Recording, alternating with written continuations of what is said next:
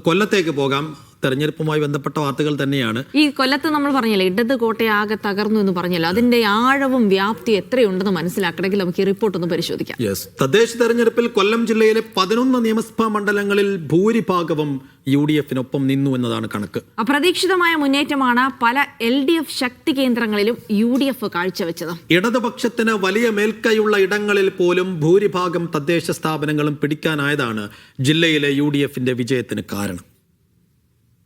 കൊല്ലം ജില്ലയിൽ കുണ്ടറയിലും കരുനാഗപ്പള്ളിയിലും മാത്രമാണ് UDF MLA-മാരുള്ളത്.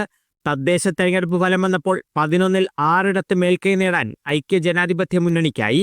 കൊല്ലം മണ്ഡലത്തിൽ 12 ഡിവിഷനുകളിൽ UDF മുന്നിലെത്തി. LDF 5-ഉം NDA 4 ഡിവിഷനുകൾ നേടി.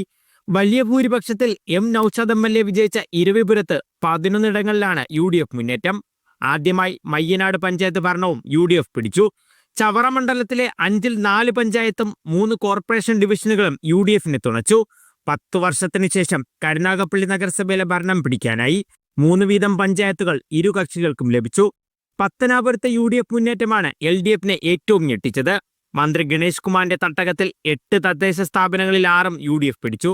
ബ്ലോക്ക് പഞ്ചായത്ത് ഭരണവും നേടാനായി. കുണ്ടറയിൽ 7-ൽ 4 പഞ്ചായത്തുകൾ UDF-നൊപ്പം നിന്നു. കുന്നത്തൂർ, കൊട്ടാരക്കര, പുനലൂർ, ചാത്തന്നൂർ എന്നിവിടങ്ങളിൽ LDF വ്യക്തമായ മേൽക്കൈ നേടിയപ്പോൾ CPI ശക്തി കേന്ദ്രമായ ചടയമംഗലത്ത് ഇരുകൂട്ടരും ഒപ്പത്തിനൊപ്പം.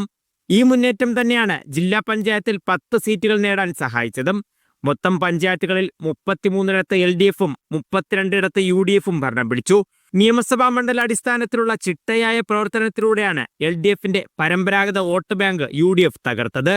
ഇതേ ഐക്യത്തോടെ നിയമസഭാ തെരഞ്ഞെടുപ്പിനെ നേരിട്ടാൽ 5-ൽ കുറയാതെ MLA-മാർ ജില്ലയിൽ നിന്നും ഉണ്ടാകുമെന്നതാണ് UDF-ന്റെ കണക്കുകൂട്ടൽ. മീഡിയ 1, കൊല്ലം.